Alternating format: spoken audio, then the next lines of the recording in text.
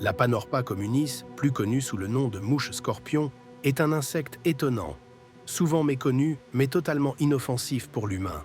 Son apparence curieuse, avec une queue recourbée chez le mâle qui rappelle celle d'un scorpion, intrigue, mais ne doit pas effrayer.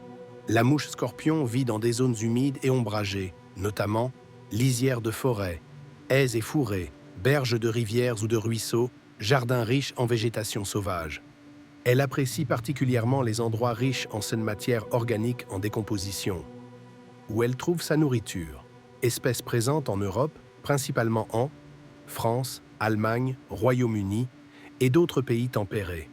On la trouve du printemps à l'automne, surtout de mai à août. La Panorpa communis fait partie de la famille des Panorpidae et de l'ordre des mécoptères. Il existe environ 550 espèces de mécoptères dans le monde, dont plusieurs du genre Panorpa.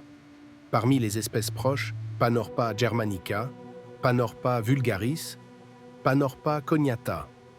Toutes ressemblent à P. communis, par leur forme allongée, leurs ailes nervurées et leur museau allongé.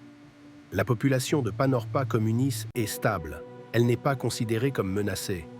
C'est une espèce relativement commune dans les milieux favorables en Europe. Aucun danger. La queue du mâle, qui ressemble à un dard, est en réalité un organe reproducteur, pas une arme.